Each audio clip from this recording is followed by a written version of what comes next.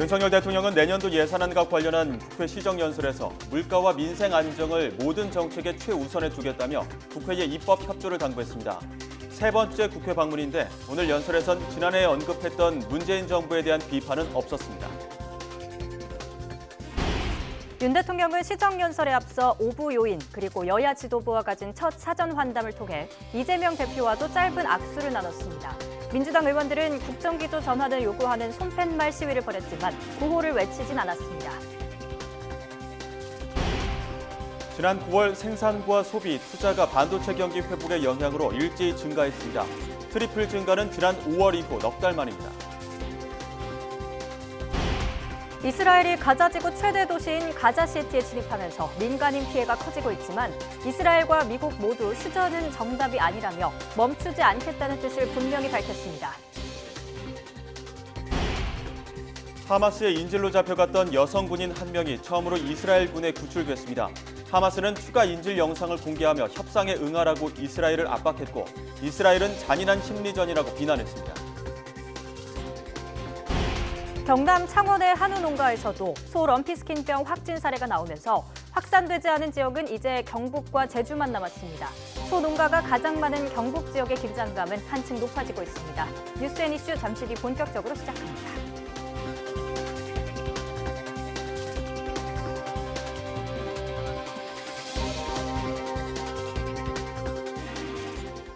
시청자 여러분 안녕하십니까? YTN 뉴스앤 이슈 시작합니다. 윤석열 대통령이 657조 원 규모의 내년도 예산안과 관련해 오늘 국회 시정연설에 나섰습니다. 윤 대통령은 물가와 민생 안정을 모든 정책의 최우선에 두겠다고 밝혔고 연금 개혁 등 각종 입법 사항과 관련해 국회 협조를 여러 차례 부탁했습니다. 취재기자 연결합니다. 조은지 기자. 네, 용산 대통령실입니다. 네, 윤 대통령이 취임 이후 언급했던 내용이 총망라됐다고 할 수 있는 시정연설이었는데 역시 민생을 강조한 게 눈에 띄었죠? 네, 취임 이후 세 번째로 국회를 찾은 윤석열 대통령은 657조 원으로 짠 내년도 정부 예산안을 조목조목 설명했습니다.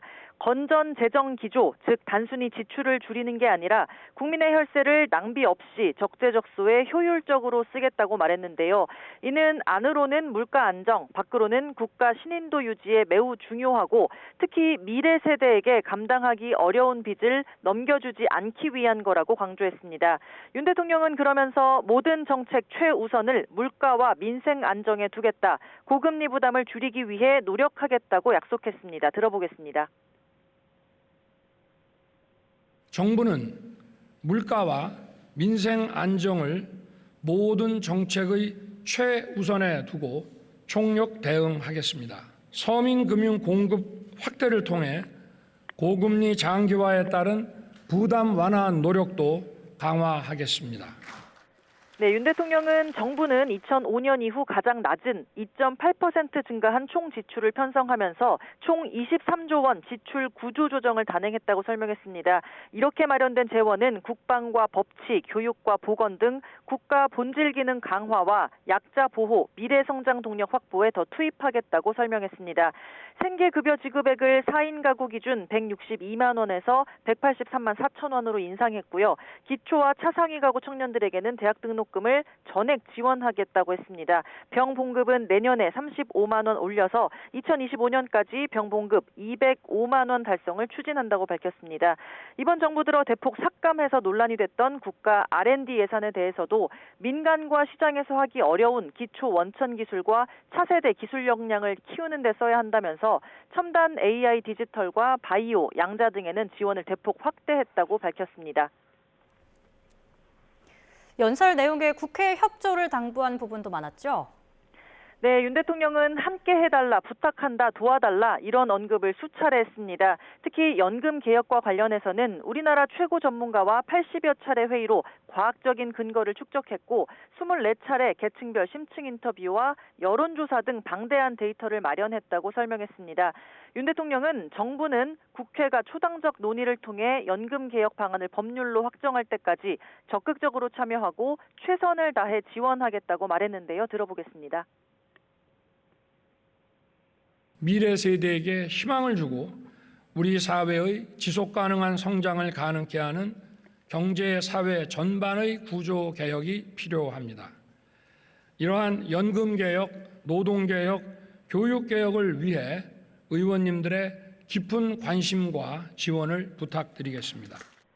윤 대통령은 또 최근 고유가, 고금리, 고물가로 민생 어려움이 가중되고 있다면서 정부 예산안이 차질 없이 집행돼 민생 부담을 덜어드릴 수 있도록 적극적인 관심과 협조를 부탁한다고 말했습니다.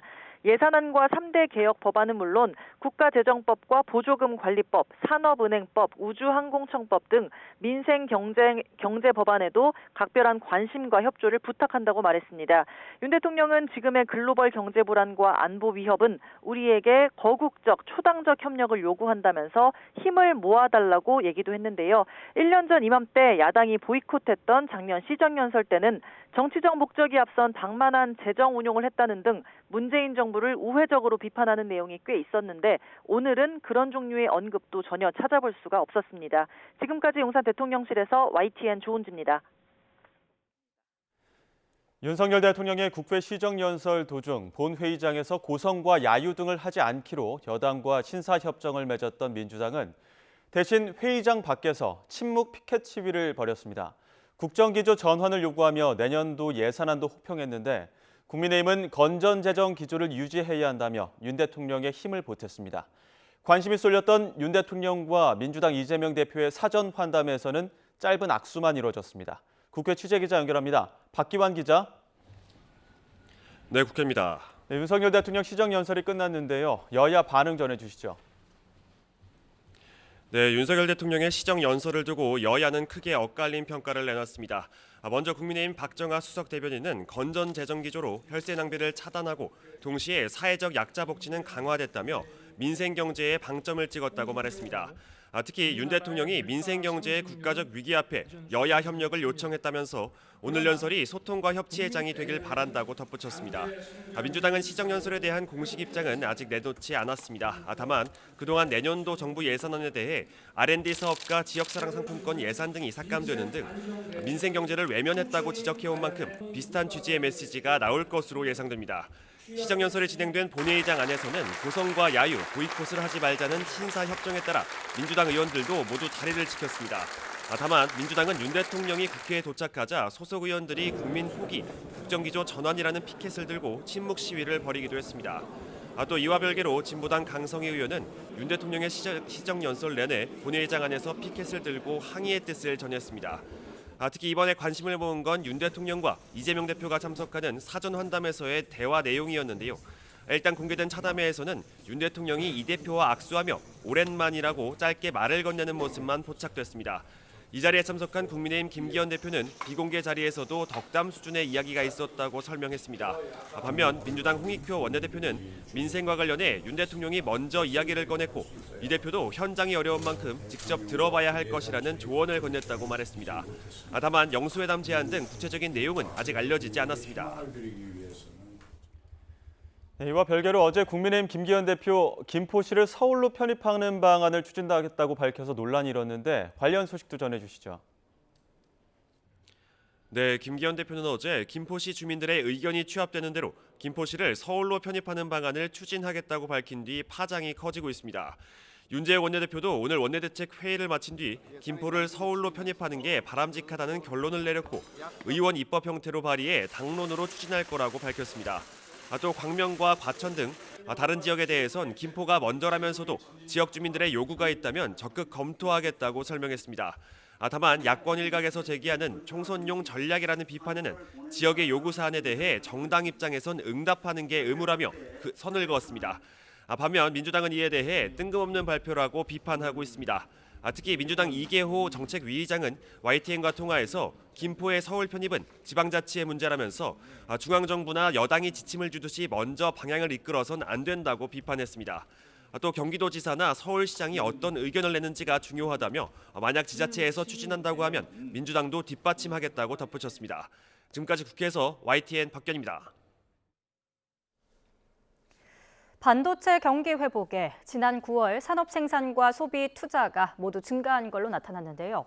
산업 활동을 보여주는 새 지표가 일제히 증가한 건 지난 5월 이후 넉 달 만입니다. 취재기자 연결해 알아봅니다. 이승은 기자. 네, 경제부입니다. 네, 수출을 중심으로 한 경기 회복세 가시화되고 있는 모습이군요. 그렇습니다. 통계청 9월 산업활동 동향을 보면 산업 생산과 소비, 설비 투자가 일제히 증가했습니다. 생산과 소비, 투자가 모두 증가한 건 지난 5월 이후 넉 달 만입니다. 전 산업 생산 지수는 한 달 전보다 1.1% 증가했습니다. 지난달 2% 늘며 상승 전환한 뒤 2달 연속 플러스를 기록한 겁니다. 특히 반도체 생산은 한 달 전보다 12.9% 상승하면서 2달 연속 두 자릿수 증가세를 보였습니다. 1년 전 같은 달보다는 23.7% 증가한 수치입니다. 반도체와 기계장비 등에서 재고가 줄면서 제조업 재고율은 한 달 전보다 10.4%포인트 하락했습니다. 서비스업 생산은 운수와 음식, 숙박 확대 등에 힘입어서 0.4% 증가했습니다. 소비를 나타내는 소매 판매는 내구재와 준내구재는 줄었지만 추석 수요로 음식료품과 화장품 등에서 판매가 늘어 0.2% 늘었습니다. 7월과 8월 2달 연속 감소하다 석 달 만에 증가 전환했습니다. 설비 투자는 반도체 제조용 기계 수입과 항공기 등 운송 장비 투자가 늘면서 한 달 전보다 8.7% 증가했습니다. 기획재정부는 우리 경제 회복세가 확대되고 있다고 평가했습니다. 10월 수출 플러스 전환 전망과 함께 4분기에도 개선 흐름이 지속할 가능성을 시사하고 있다고 덧붙였습니다. 다만 재화 중심으로 소비 회복이 상대적으로 완만하고 건설 수주 부진이 계속되고 있는 점에는 유의할 필요가 있다고 밝혔습니다. 중동 지역 분쟁과 함께 국제유가 변동성 확대, 주요국 고금리 장기화 가능성이 부담이라고 설명했습니다. 지금까지 YTN 이승은입니다. 올해 3분기 생활필수품 가격이 지난해보다 평균 8.3% 상승한 걸로 조사됐습니다. 한국소비자단체협의회 물가감시센터는 서울과 경기도의 420개 유통업체에서 판매하는 생활필수품 39개 품목의 가격을 조사한 결과 37개 품목의 값이 올랐다고 밝혔습니다. 케첩이 28.3%로 상승폭이 가장 컸고 마요네즈와 쌈장, 아이스크림 등이 뒤를 이었습니다. 하이트진로가 다음 달 9일부터 소주와 맥주 가격을 인상합니다. 하이트진로는 원가 상승 등의 여파로 다음 달 9일부터 참이슬 후레쉬와 참이슬 오리지널 출고가를 6.95% 인상한다고 밝혔습니다. 또 테라와 켈리 등 일부 맥주 제품 출고가도 다음 달 9일부터 평균 6.8% 오를 전망입니다. 소 럼피스킨병이 전국으로 확산하고 있습니다. 이번엔 경남 창원의 한우 농가에서도 확진 사례가 확인됐는데요. 해외에서 긴급 공수한 백신은 오늘 도착해 내일까지 전국에 배포될 걸로 보입니다. 취재기자 연결해 자세한 내용 짚어보겠습니다. 김태민 기자. 네, 경제부입니다. 네, 럼피스킨병이 이제 경남 지역까지 번졌다고요? 네, 그렇습니다. 럼피스킨병 중앙사고수습본부는 오늘 아침 8시를 기준으로 전국 25개 시군에서 모두 67건의 확진 사례가 확인됐다고 밝혔습니다. 어제 오후보다 3건 더 늘었습니다. 중수본은 또 확진 농가에서 매몰 처분되거나 처분 예정인 소는 4,301마리이며 확진 사례와 별도로 의심 신고 4건에 대해서도 검사를 진행하고 있다고 설명했습니다. 이번에 새롭게 확진 사례가 확인된 곳은 경기도 포천의 농가 2곳과 경남 창원의 농가 1곳인데요. 경남 지역에서 확진 사례가 나온 건 이번이 처음입니다. 경남 지역에서 사육 중인 소는 모두 35만여 마리로 전국 17개 시도 가운데 6번째로 많습니다. 이번에 경남 창원에서 럼피스킨병이 나타난 곳은 한우 29마리를 키우는 소규모 농가인데요. 이 가운데 한 마리에서 의심 증상이 나타났고 어젯밤 11시부터 오늘 새벽까지 전량 매몰 처분이 이뤄졌습니다. 지자체는 역학조사와 함께 백신 10,000마리 분량을 확보해 창원 지역 모든 소농장에 우선 접종할 예정이라고 밝혔습니다. 네, 백신 도입은 어떻게 진행되는 겁니까? 네, 럼피스킨병 중앙사고수습본부는 오늘까지 모두 210만 마리 분량의 백신이 해외에서 더 들어올 예정이라고 밝혔습니다. 오늘 하루 3번에 나눠서 들어올 예정인데요. 첫 번째 분량은 오늘 아침 8시쯤 인천공항을 통해 도착했고 오후 6시와 밤 10시에 추가로 도착할 예정입니다. 중수본은 백신이 도착하는 대로 배포를 시작해 내일까지 전국 지자체에 전달할 예정이라고 밝혔습니다. 또 다음 달 10일까지 전국 모든 농가의 백신 접종을 마무리한다는 계획인데요. 이번에는 경남 지역까지 새로 발병 사례가 확인된 만큼 백신 접종에도 속도를 내야 할 것으로 보입니다. 지금까지 경제부에서 YTN 김태민입니다.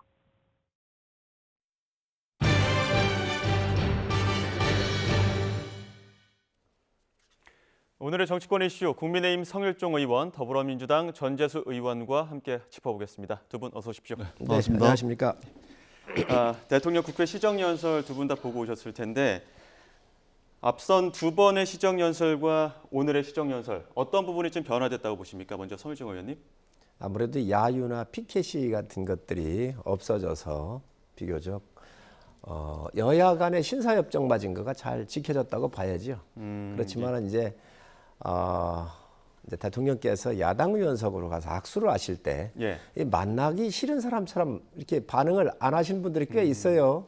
이제 그런 것들은 좀 아쉬웠지요. 그래서 예. 옛날에 문재인 대통령께서 시정연설하시고 저희 당 쪽으로 왔었을 때 뭐 그때도 좀 냉랭한 건 있었지만 그래도 의원들이 다 일어나서 악수를 하고 그랬는데 이번에 좀 앉아 계신 분들이 주로 많더라고요. 그래서 그런 부분들은 좀 아쉬움이 있었습니다. 예, 좀 뜻밖이었다 이런 분위기도 있었던 것 같고 갑자기 이제 손을 내밀다 보니까 좀 겸연쩍어하는 부분들도 있었던 것 같거든요. 어떻게 보셨습니까? 전반적으로 차분했고요. 예. 그러니까 대통령께서는 뒤에서 들어오시고 의원들은 앞을 보고 앉아 있으니까 이게 이 얼굴 마주보고 앞에서 만약에 걸어왔으면 아마 더 아마 자연스러운 분위기가 연출이 됐을 텐데 앞을 보고 있는데 뒤에서 들어오니까 뒤에서 누가 오는지 모르잖아요. 지금 화면 나오고 예, 있는데요. 뭐 저 모습이죠. 예. 그러니까 이제 조금 좀 그런 측면이 있었던 것 같고 전반적으로 차분했다라는 평가를 하고 싶고 예. 다만 국민의힘 집권 여당이 이게 박수칠 대통령 연설에 맞춰가지고 박수칠 타이밍이 자꾸만 어긋나가지고 그러니까 박수칠 타이밍이 있거든요. 그때 딱 일제히 박수를 쳐야 되는데 박수 안 쳐야 될 때 박수를 치고 박자가 안 중간에 맞았습니까? 박자가 안 맞아. 이게 뭐냐면 단순히 그냥 해프닝이 아니고 최근에 집권 여당과 대통령실 사이의 어떤 이게 수직적 당정 관계랄까 뭐가 이게 뭐 아구가 잘 안 맞는 듯한 이런 느낌 있잖아요. 이게 오늘 박수에서도 그게 드러나더라고요. 예. 최근에 대통령과 집권 여당의 관계를 단적으로 상징적으로 보여주는 것이 아닌가 그렇게 생각을 합니다. 저는. 아니 전 의원님 오늘까지만 나오고 안 나온다면서 뭐 박수까지 그렇게 아니, 당정이 안 맞는다고 그러니까 잘 하라고 제가 비판을 말씀드리는 하는지 건데, 참. 예. 잘 하시라고 이제. 전 의원님이 얘기하면 제가 다 들어요. 예. 그러니까 하여튼 뭐 주신 말씀 제가 잘 아니, 이거 박수도 듣겠고 그거 제대로 못 맞춥니까? 그 그걸. 대통령께서 이제 예. 입장하시면서 악수하신 거는 이번이 처음이에요. 음. 그냥 나가셔서 하시고 이제 대개 이렇게 도셨는데 이번에는 들어오시면서 악수하는 모습이 아무래도 야당에 대한 여러 가지 배려 이런 것들을 좀 하신 거 아닌가 생각을 하고 예. 이제 연설이 끝나시고 난 다음에 야당 의원석으로 가셨잖아요. 가셔서 전체적으로 다 돌고 그러고서 마지막으로 이제 여당 의원석으로 오셨단 말이죠. 그래서 그런 모습도 좋았고 하여튼 조금 아쉬운 것은 야당 의원들이 뭐 싸울 땐 싸우고 또 경쟁할 땐 경쟁하더라도 예. 내년도 예산에 대한 국민 사항과 관련된 이런 연설을 하러 오셨는데 어쨌든 좀 일어나셔서 맞이해 주셨으면 하는 게 여당 의원으로서는 좀 바람이 있지요. 예, 어제 그 민주당은 비공개 의총에서 피켓 시위 할 것이냐 말 것이냐 이거 두고 좀 이렇게 어떻게 보면은 찬반 논쟁이 좀 있었던 것 같은데 그 장 외 피켓 침묵 시위 정도는 한 것 같거든요. 침묵을 어느 정도 좀 톤 조절을 했다고 봐야 되는 겁니까? 사실은 대통령께서 취임을 하시고 난 뒤에 일본 총리는 6번 만날 동안 우리가 3권이 분립돼 있는 나라인데 입법부의 최대 의석을 가지고 있는 야당 대표를 한 번도 만나지 않았습니다. 예. 거기에 비하면 예. 오늘 그래도 대통령께서 시정연설을 하는데 본회의장 안에서 연설은 경청을 했습니다. 그러나 우리 국민들의 팍팍한 살림살이라든지 전반적인 서울 강서구청장 선거 결과가 결국은 이제 국정 운영 기조와 방향을 바꿔달라. 변화를 우리 국민들께서 주문을 하셨는데 그러한 요구를 대통령께서 시정연설하러 국회에 오신 그 기회에 국민들의 목소리를 야당인 저희들이 좀 대변할 필요는 있겠다. 본회의장에서 막 고함치고 하는 것보다 침묵 속에서 피켓으로 대통령께 국민들의 민심을 좀 전달해야 되겠다. 그런 차원에서 저희들이 이번에 질서 있게 대통령께 민심을 좀 전달하는 그런 퍼포먼스를 했다라고 말씀을 드릴 수가 있겠습니다. 예. 이 부분은 좀 꼭 제가 말씀을 드려야 될 것 같은데 일본 총리는 6번 만났는데 야당 대표 한 번도 안 만났다. 이렇게 얘기를 하시면 그거는 좀 잘못된 팩트입니다. 대통령께서 취임을 하셔가지고 윤호중 비대위원장일 때 만나자고 선제안을 했어요. 윤호중 비대위원장 안 만났거든요. 예. 그리고 박광원 원내대표도 만나자고 얘기를 하는데 못 나왔어요. 왜? 이재명 대표 때문에 못 나온 거예요. 이재명 대표 건은 윤석열 정부에서 수사한 게 아닙니다. 문재인 정부에서부터 고발을 했고 문재인 정부에서 수사를 했는데 엉터리로 해놨잖아요. 그리고 그것을 연장해서 한 거잖아요. 마무리 안 됐으니까. 그렇기 때문에 수사 중에 있는 대표를 어떻게 만나요? 그거는 상식선의 이야기인데 이것을 갖다가 일본 총리는 6번 만나면서 야당 대표는 한 번도 안 만났다고 얘기를 하면 이거야말로 정말 참 본질이 가려져 있는 정치 공세다, 저는 이렇게 봐요. 지금 우리 대통령께서 국회의장을 비롯해서 부의장 다 만나셨습니다. 예. 만찬도 가셨습니다. 정말 이 국회 부의장단들 쪽에서는 정말 대통령 만나보시고 나서 평가가 확실히 갈립니다. 좋습니다. 아마 이재명 대표께서 정상적인 당대표이셨으면 저는 한 달에 윤석열 대통령 성격상 도와달라고 한 달에 서너 번씩 만났을 거라고 저는 생각을 해요. 정말 만나시면 이게 대화가 되시는 분이거든요. 예. 그래서 저는 지금 현재 이재명 대표가 만나고 있는 것은 우리 전 의원님도 잘 아실 겁니다. 그렇기 때문에 원내대표 같은 경우 얼마든지 만날 수 있기 때문에 자주 요청하시고 만나십시오. 대통령이 절대로 대화를 기피하시는 분이 아닙니다. 그렇지만 이재명 대표는 어렵다, 이게. 예. 지금 현재 피의자 신분으로 이게 수사받고 재판받고 있잖아요. 예. 그렇기 때문에 그 부분에 대한 것들은 고려가 돼야지요. 자, 근데- 이 부분은 제가 말씀을 안 드릴 수가 없는데요. 자, 대한민국은 3권이 분립되어 있는 나라입니다. 범죄 혐의가 있다면 수사와 재판을 통해서 시시비비를 가리면 될 문제입니다. 그리고 그 결과에 따라서 형사사법적 책임을 지면 그걸로 끝나는 문제입니다. 입법부는 그야말로 법을 만드는 곳이고 대통령은 행정부의 수장입니다. 행정부의 수장이 수사기관의 장이 될 수는 없죠. 이재명 대표를 수사하는 담당 검사입니까? 윤석열 대통령께서? 검찰청의 검찰총장입니까? 대통령이? 그렇지가 않죠. 수사는 수사기관에 맡기고 재판은 법원에 맡기고 대한민국을 대표하는 행정부를 대표하는 행정부 수반으로서 대통령은 대통령으로서 역할을 하면 되는 겁니다. 예. 행정부가 홀로 일을 할 수가 없지 않습니까? 입법부와 보조를 맞춰야 됩니다. 그렇다면 대통령으로서 당연히 야당 대표 만나서 협조도 요구하고 또 때로는 양보도 하고 그렇게 하면서 국민의 삶을 챙길 수가 있는 겁니다. 예. 여전히 일본은 독도는 자기네 땅이다 그러고 역사교과서 왜곡하고 있고 위안부 문제 책임지고 있지 않습니다. 그리고 수시로 일본의 전쟁 범죄자들을 합사해 놓은 곳에 공무를 보내고 있는 이런 일본 총리는 그렇게 자주 만나면서 국민들의 삶이 걸려 있는 국회에 그리고 다수당의 야당 대표를 한 번도 만나지 않는다? 어떤 국민이 이해를 할 수가 있겠죠. 제발 좀 삼권 분립 정신에 충실한 대통령, 그리고 입법부를 존중하는 대통령, 그리고 품이 넓고 그런 정치적 어떤 캐릭터를 보여주시는 것이 대한민국 전체 대통령으로서 존경받을 수 있는 길이다라는 말씀을 드립니다. 상권 분립을 얘기하시니까 말씀드릴 수밖에 없어요. 대통령이 안 만나는 게 맞아요. 오히려 상권 분립에 더 영향을 줄 수 있습니다. 재판에 영향을 줄 수 있습니다. 또 검찰은 대통령이 검찰총장을 임명을 하잖아요. 그렇기 때문에 그 부분을 우리가 봐야 된다는 지점이 있고 또 문재인 대통령도 야당 대표 한 번 만났습니다. 단독 회담 딱 한 번 했습니다. 그걸 아셔야지요. 예. 근데 자, 그리고 이 사실관계가 완전히 틀린 이야기입니다. 사실관계가 틀린 일본 이야기예요. 일본 총리를 뭐 6번 만난 거 자꾸 얘기를 하시는데 이렇게 반일 감정을 얘기하시면 안 돼요. 한일 관계를 다 망가뜨려 놨던 것들을 윤석열 대통령께서 바로 세우셨는데 정상화했는데 아니 일본 총리를 만나는 게 국익과 관련 없고 대한민국이 득이 안 되는데 만나겠습니까?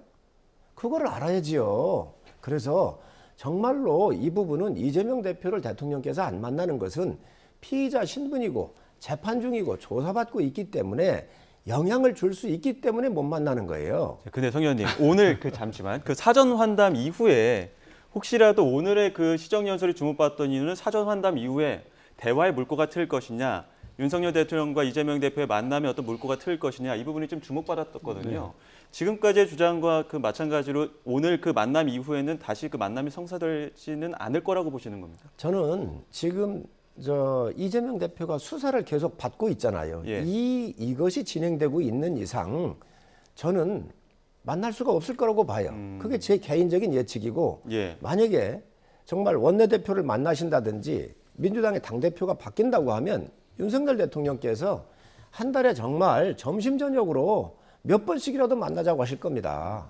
분명히 그걸 아셔야 돼요. 전재수 의원님 오늘 사전 환담 이후에 어떤 저도 안 될 거라고 봅니다. 안 될 거라고. 예, 안 되라고. 우리 성일종 의원님이 그냥 국민의힘의 그냥 일개 의원이 아니고 정책위 의장까지 역임을 하시고 당내에 상당한 그 영향력이 있는 분이기 때문에 그런 분이 이제 저렇게 말씀하시잖아요.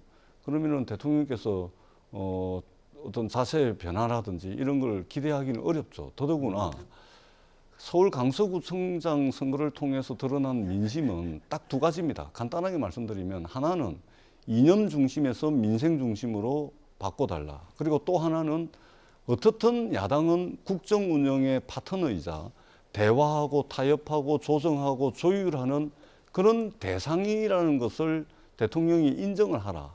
이 두 가지거든요. 그리고 이것을 묶어서 국정 운영의 기조와 방향을 바꿔달라.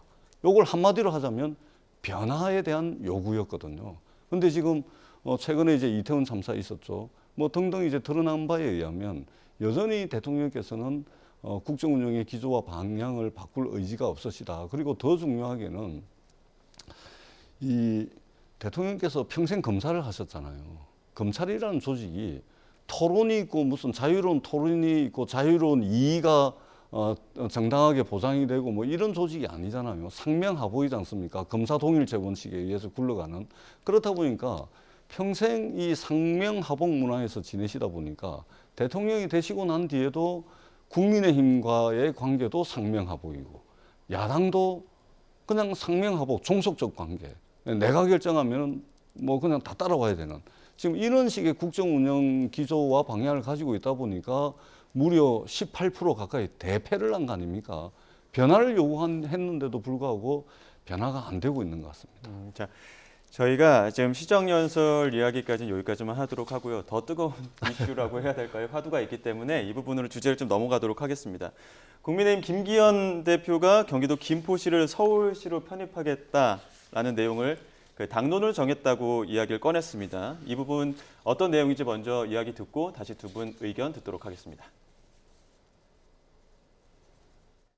보다 보니까 이게 사실 김포 서부권 이쪽 지역이 잘만 하면 뭐 그 제2의 판교가 될 수 있겠다. 넓은 땅도 있고 바다를 끼고 있기 때문에 제2 판교 역할을 할 수 있겠다 그런 생각도 들고 서울의 전체적인 그 발전 이런 걸 보면 좀 편향되어 있는 것들을 좀 시정할 수 있는 남북 동서 간에 이렇게 균형을 맞출 수 있는 지역이 아마 김포 땅이 확보되면 그 역할을 할 수 있지 않겠냐 그런 생각이 좀 있습니다. 그래서 서울의 강서권, 서부권에 배후 경제권도 발달하고 뭐 해외 무역, 외국인 투자, 뭐 관광 이런 것들이 다 함께 서울시의 자원으로 될 수도 있고 해서 이 김포를 서울로 편입하는 것이 저는 바람직하다 하는 나라의 우리 당 내부에서 검토를 한 결과 그런 결론을 내렸습니다. 이게 원래 처음에는 2023년 9월, 그러니까 9월에 김동연 지사 경기 북도 그 특별법 제정 요청, 그러니까 경기도지사 선거 때부터 공약으로 내놨던 부분들이 이제 조금씩 진행이 되면서 김포 지역에서 이게 남부나 북부로 속할 게 아니다, 차라리 서울시로 속해야 된다 이런 의견들 나오면서 지금 그래픽도 보시지만 어떻게 보면 의견들이 계속 나오면서 당론을 정해졌거든요. 갑자기 나온 건 아니고 이미 이전부터 좀 이야기가 있었던 겁니까? 우선 민주당이 아마 좀 당황을 하는 것 같아요. 예? 이거를 민주당이 미리 알았으면 이런 정책을 좀 먼저 이렇게 발표를 하고 싶었었을 텐데 김동연 도지사께서는 경기 남도와 북부를 분할하자 그랬잖아요. 예. 그런데 이 김포는요. 영등포구로 일부 62년도에 서울로 편입돼 있는 경계 지역이에요. 그런데 경기 남부로 가더라도 외지고 또 북부로 가더라도 한강을 넘어가야 되는 문제가 있는데 예. 서울하고는 붙어 있잖아요. 예. 이게 도로라든지 또 여기에서 살고 계신 주민들의 85%가 서울로 출퇴근을 하고 계시잖아요. 예. 그렇기 때문에 지역 주민들의 요구가 굉장히 있는 지역이에요. 그래서 오히려 이 행정구역상으로는 서울하고 인접해 있고 서울권이면서도 경기도로 가 있었기 때문에 지금 예를 든다고 한다면 교통에 대한 인프라 같은 것들이 경기도가 해야 될 부분이 있잖아요. 경기도로 돼 있기 때문에. 그렇지만 서울 권역이기 때문에 예를 들어서 이게 서울로 편입이 된다고 그러면 서울의 지하철 모든 노선이나 연장 같은 경우를 다 서울시 예산으로 하겠지요. 그렇기 때문에 이런 부분에 대해서는 저는 굉장히 현실성이 있고 또 지역 주민들의 호응도가 굉장히 높을 것으로 봐요. 예. 민주당은 좀 뜬금없다 이런 입장도 밝히셨던 것 같은데요. 그러니까 성일종 의원님께서 야당이 민주당이 아마 당황스러울 거다 이런 말씀을 모두에 하셨는데 당황 이걸 거꾸로 읽으면 황당이거든요. 황당합니다. 왜 그러냐면 제가 부산의 국회의원이잖아요. 예. 전 정부에서 어떤 결정을 내렸냐면 대한민국이 서울 수도권 중심의 일극 체제의 발전 전략을 가져가다가는 미래가 없다. 그리고 이미 서울 수도권 중심의 일극 체제는 그 한계에 다다랐다. 그래서 대한민국이 50년, 100년 무한한 성장 동력을 가지고 잘 살려면 서울 수도권 중심의 일극 체제가 아니고 지방도 골고루 경쟁력을 갖출 수 있는 다극 체제로 가야 된다. 그러니까 성장 엔진을 서울 수도권 중심의 하나가 아니고 성장 엔진을 여러 가지로 가져가야 된다. 그래서 전 정부에서 부산, 울산, 경남 메가시티를 발표를 했고 국회에서 법도 통과시켰습니다. 그다음에 올해 1월 1일부터 시범 사업을 해가지고 무려 5조 원의 예산을 들여가지고 시범 사업을 하기로 다 돼 있었습니다. 그리고 부산, 울산, 경남 메가시티로 나아가는 그 중간 다리 역할로 부산, 울산, 경남 특별연합 구성까지 끝내놨습니다. 근데 윤석열 정부 들어가지고 이거를 아무 설명도 없이 폐쇄해버렸어요. 자, 그러면 부산, 울산, 경남의 메가시티는 안 되고 서울 수도권 지금 메가시티 하겠다는 거거든요. 어느 상단에 춤을 춰야 됩니까?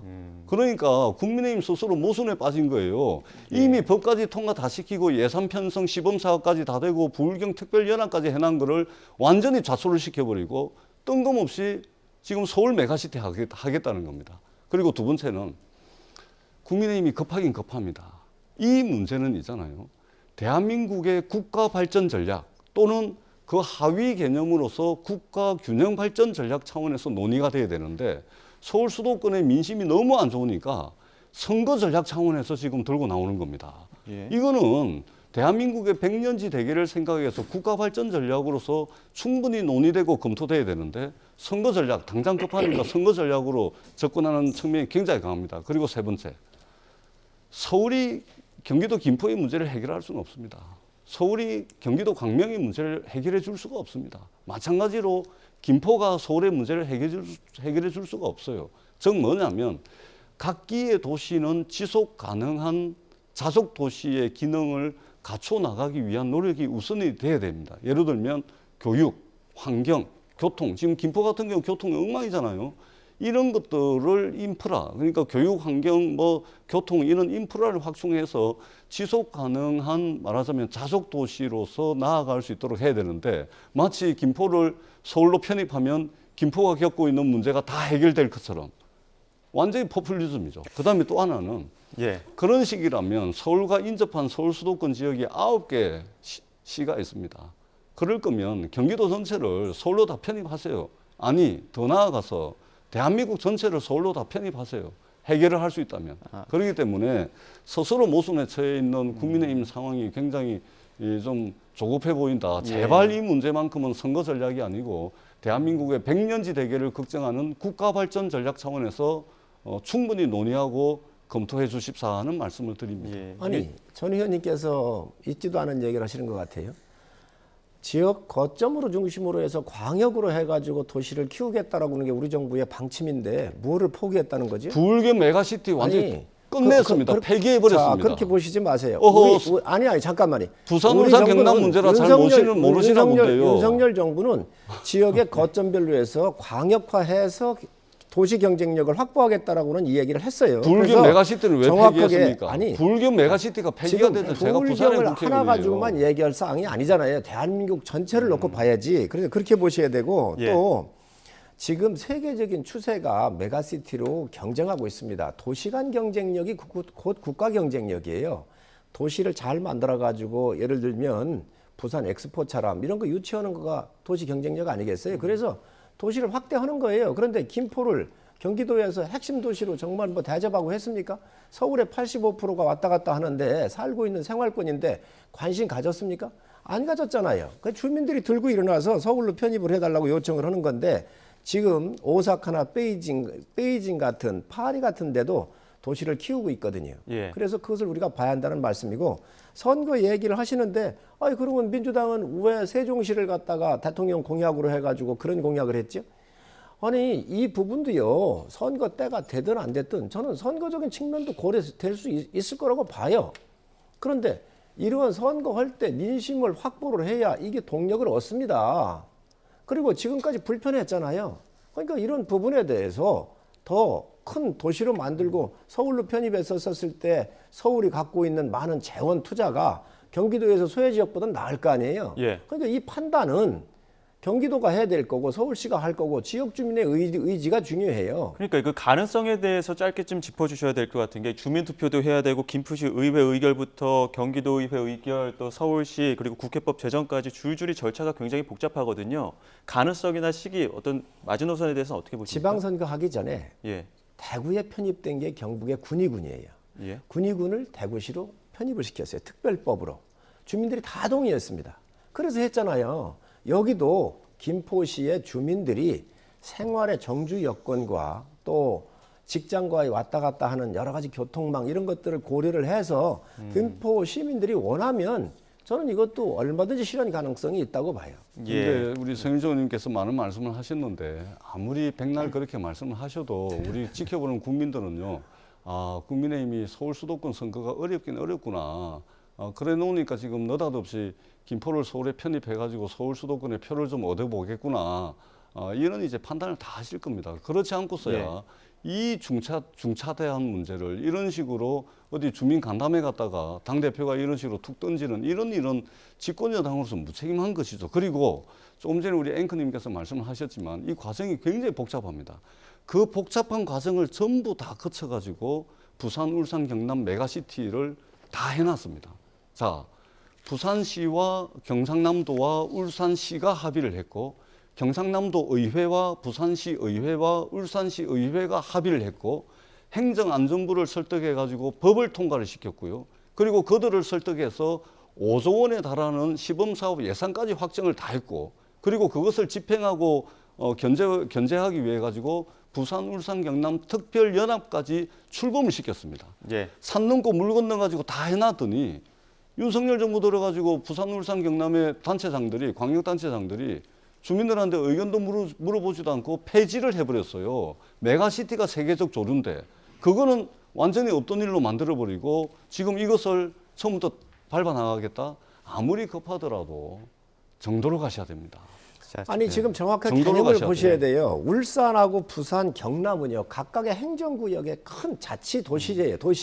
시예요. 그래서 이미 거기는 행정구역 쪽으로 봤었을 때 완벽한 것이 되어 있고 이걸 묶어서 하는 메가시티에 대한 국가적인 효율성을 받겠죠. 그런데 김포는 서울에 관련되어 있는 종속도시나 다름이 없어요. 지금 이 종속도시를 서울로 편입을 해가지고 오히려 이 생활환경을 개선하고 교통 여건을 개선을 해서 더 이 85%에 이르는 이 김포 시민들의 삶을 더 좀 넓게 하자고 하는 건데 왜 여기에 부울경이 왜 연결을 시킵니까? 지금 경기도하고 서울하고 합병을 하자는 게 아니잖아요. 종속화되어 있는 이 도시를 정상화를 행정구역을 개편해줘야 정상화할 수 있다. 김포 주민들의 삶이 더 좋아질 수 있다. 이 판단하는 것이죠. 자, 지금 이러한 이슈들이 나오고 또 논란이 되는 이유가 결국엔 총선을 앞두고 있기 때문인데 총선 이야기 조금만 더 해보겠습니다. 인요한 위원장이 쏘아올린 영남 중진 의원들의 수도권 그 험지 출마론 이 부분 일단은 국민의힘에서는 그 영남권에 있는 의원들 반발이 상당하다. 좀 속이 부글부글 끓고 있다. 이런 이야기들도 나오고 있는데 성일종 의원님 보시기에 좀 분위기가 감지되는 게 있습니까? 저는 인요한 위원장이 혁신의 키를 잘 잡고 있다고 생각을 해요.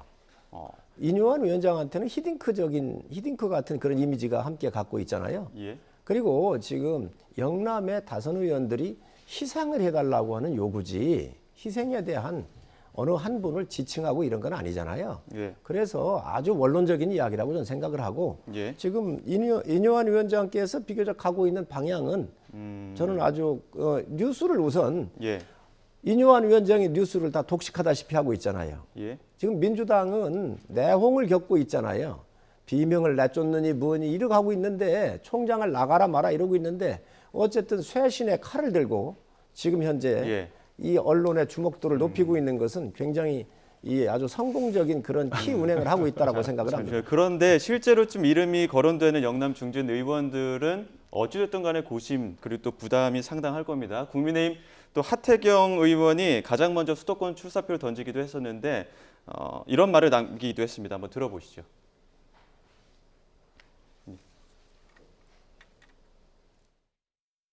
대통령 잘 되는 게 그분들 가장 큰 목표이기 때문에 나름 결단을 할 거라고 보고, 근데 지금 특정인을 거명해서 자꾸 이야기를 하면 오히려 부작용이 나고 그분들 결단할 때 그 의미를 이제 좀 깎아내리는 이런 게 있기 때문에 이제 당내에서는 특정인은 이야기하지 말고 이야기하게 되면 그분의 결단의 가치를 떨어뜨리는 것이기 때문에 아하. 좀 기다리자. 본인이 마음의 결단하는 준비들을 모습으로? 하시고 있는 것 같습니다.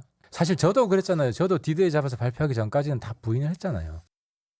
지금 하태경 의원 말은 영남 중진 의원들도 감동의 어떤 스토리를 만들려면 이따가 빵 터트려야 되는데 너무 이게 거론되다 보면 그 감동이 좀 떨어진다 이런 이야기인 것 같거든요. 그러니까 하태경 의원 저 결정 자체도 그렇게 감동이 없습니다. 왜 그러냐면 예. 아마 잘 모르실 텐데 부산에 있는 의원들은 다 알고 있습니다. 하태경 의원이 해운대에서 3선을 했는데 다음번 공천 못 받을 가능성이 제일 많은 의원으로 이미 1년 전부터 거론이 되어 왔고 기왕에 해운대에서 공천 못 받을 거면 뭐 정치하는 사람이 선거 출마 못하는 게 제일 치명적인 거 아닙니까?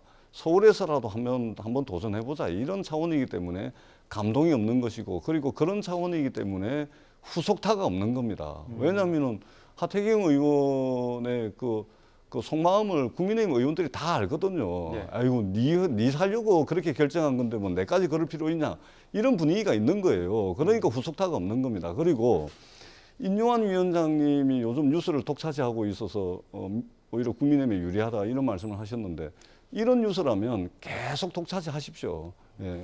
저희가 오히려 더 유리하다. 왜 그러냐면 이미 너무 많은 말씀 실수를 하세요. 주워 담느라고 지금 정신이 없습니다. 낙동강 하류는 뒷전으로 물러나야 된다 했다가 그거 오보라고 이렇게 해명을 합니다. 그리고 최근에는 몇몇 영남 의원들 설 출마 이야기했더니 그 앞에 그게 이제 농담하지 마라 그러고 이건 또 오보라 그럽니다. 예. 하루도 안 돼가지고 하신 말씀을 주워 담기 바빠가지고 이 많은 경박한 경솔한 말씀들을 하시다 보니까 이게 말의 구렁텅이에 빠져 있는 거예요. 이런 식이면 옛날에 양치기 소년처럼 무슨 말을 해도 별로 뭐 당에 계신 분들이 그러려니 하는 분위기가 이미 감지가 되고 있고, 상당히 많은 영남권 의원들이 지금 내부에서 부글부글 끓고 있는 것으로 알고 있거든요. 그렇기 예. 때문에 이런 뉴스 독차지해가지고 선거 어떻게 치르시려고 그럽니까? 근데 일각에서 전략적인 수사라고 하지 않습니까? 뭐 전 의원님께서 뭐 아주 오늘 그냥 세게 얘기를 좀 하시는 것 같은데 하태경 의원은요 전국적인 지명도가 있고 특히 지지 기반이 2030 젊은 층이 많아요. 옛날에 윤창호법이라든가 여러 가지 상징적으로 한 일이 많아요. 어딜 가든 경쟁력 있는 후보예요. 오히려 다른 분들은 경쟁력이 없어요. 수도권 올라왔을 때 가장 경쟁력 있는 후보 중에 하나가 하태경 의원입니다. 그리고 저 말에서 틀린 말이 있습니까? 이름을 거명하지 말자. 맞는 얘기지요. 또 극적 장면을 위해서도 본인들의 여러 가지 그 발표를 위해서도 이름 거론하면 아무래도 기임이 살 거 아닙니까? 그렇기 때문에 아마 그런 이야기를 정확하게 한 것 같고, 지금 인요한 위원장이 민주당이 굉장히 부러울 거예요. 지금 인요한 위원장이 혁신의 칼이 말이죠. 민주당이 하고 싶은 거예요. 그런데 선제적으로 지금 집권 여당에 들어와 가지고 정말 제대로 하고 있거든요. 하다가 보면 약간씩 실수도 하지요. 국민들이 다 이해합니다. 그런데 지금 저는 이 혁신의 방향에서는 인요한 위원장이 아주 제 역할을 잘하고 있다고 생각을 합니다. 이거는 저희 당의 의원들이 거의가 다 일치하는 의견입니다. 아니 제가 보기에는 말실수 외에는 혁신이랄 게 지금 하나도 나온 게 없는데 무슨 혁신을 잘하고 있다는지 이해를 할 수가 없고요. 인요한 혁신위가 출발부터 근본적인 한계가 있는 게, 이제 인재영입위원회 출범하잖아요. 총선기획단 출범합니다. 공천심사위원회 출범합니다. 당대표와 최고위원들로 구성된 기존의 당 지도부 있습니다. 여기에서 인용한 혁신위원회가 어떤 방향과 이걸 가지고서 제자리를 잡을지 제가 볼 때는 그 틈바구니 속에서 대략 이제 한 50일 남았는데 거기서 정치적으로 소모되고 끝이 나는 그런 모양새가 될 가능성이 상당히 많다고 보여집니다. 물론 혁신이 잘 돼서 유승민, 이준석 이런 분들도 좀 품으시고 대통령이 통 큰 이 품이 넓은 이런 정치적 리더십으로 대한민국 전체의 대통령으로서 그런 자세와 태도의 변화가 있다면 저도 박수를 쳐드리겠습니다. 예, 알겠습니다. 저희 시간이 부족해서 여기서 마무리하도록 하겠습니다. 지금까지 국민의힘 성일종 의원, 더불어민주당 전재수 의원과 함께했습니다. 오늘 말씀 고맙습니다. 네, 고맙습니다. 네, 감사합니다.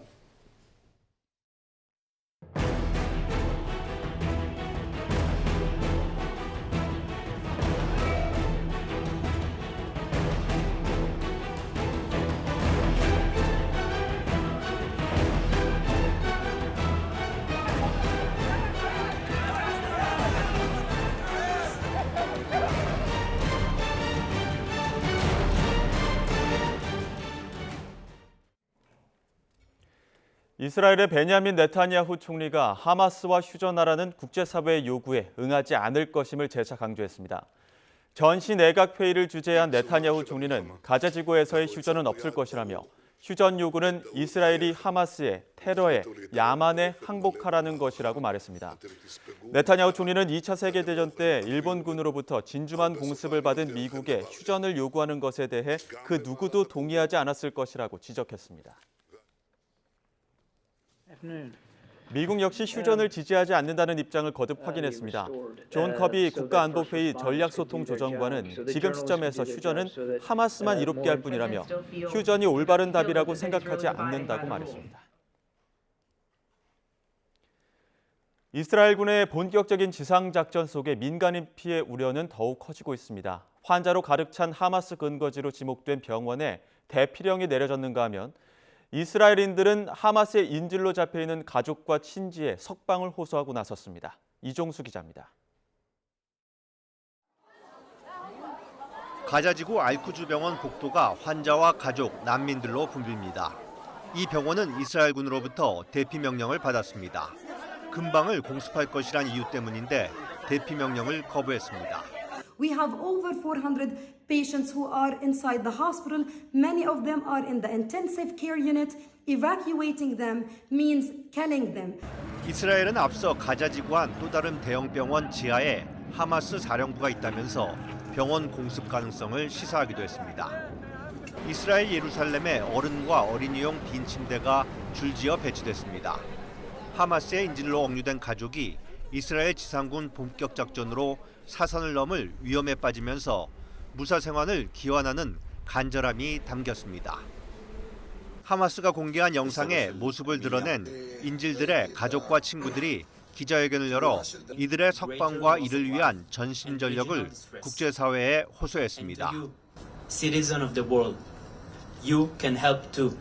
Stand up, speak out, demand action, appeal to our shared humanity. 이스라엘이 지난 7일 하마스의 공격으로 파손되거나 불에 탄 차량들을 이스라엘 남부 폐차장으로 옮겨왔습니다. 이 폐차장에는 파손된 1,500여 대 차량 가운데 400여 대가 옮겨왔는데 당시 하마스 공격의 강도를 또렷이 보여주고 있습니다. YTN 이종수입니다.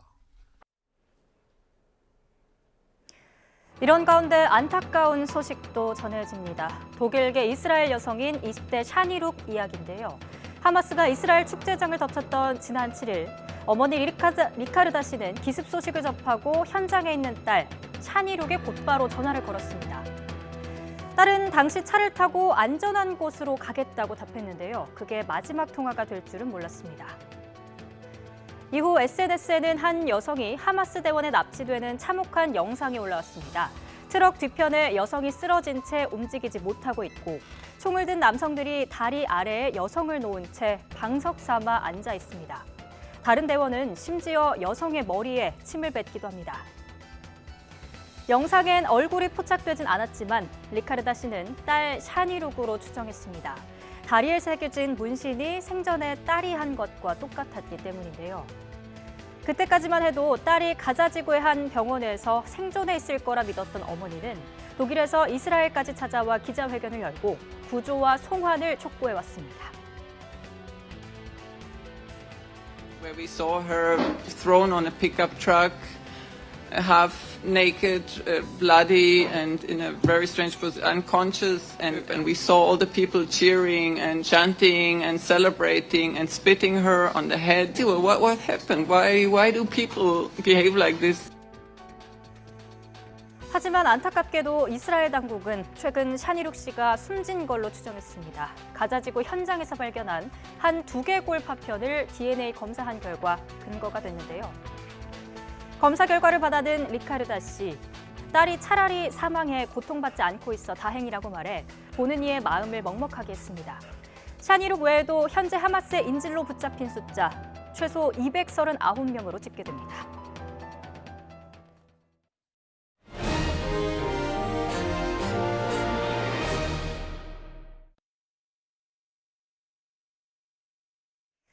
미국에서 30여 명의 사상자를 낸 총기 난사 사건의 충격이 채 가시기도 전에 또 총격 사건이 잇따라 최소 12명이 숨졌습니다. 헬로윈 데이를 앞두고 파티를 열던 10대와 20대들이 다툼을 벌이다가 총격으로까지 번진 사건이 대부분이었는데요. 최영주 기자가 취재했습니다. 미국 플로리다주 템파의 한 거리. 헬로윈 파티가 열리던 클럽에서 쏟아져 나온 수백 명이 서둘러 대피합니다. 다툼을 벌이던 10대와 20대들이 총을 빼들고 급기야 서로 쏘기 시작한 겁니다. 이번 총격으로 14살과 22살 청년 2명이 숨졌고 10여 명이 다쳤습니다. Disturbance or a fight between two groups. And in this fight between two groups, we had hundreds of innocent people involved that were in the way. 비슷한 시각 인디애나폴리스에서도 헬로윈 파티 도중 총격이 발생해 1명이 숨지고 9명이 다쳤습니다. 사상자들의 연령은 16살에서 22살 사이라고 현지 경찰은 전했습니다.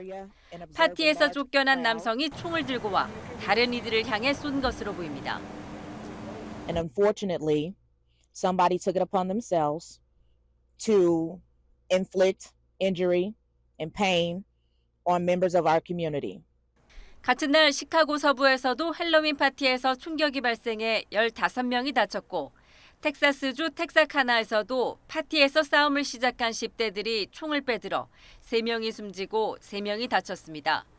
지난 27일부터 사흘간 10여 곳에서 총격 사건이 잇따라 발생해 최소 12명이 숨지는 등 100명에 가까운 사상자가 발생했습니다.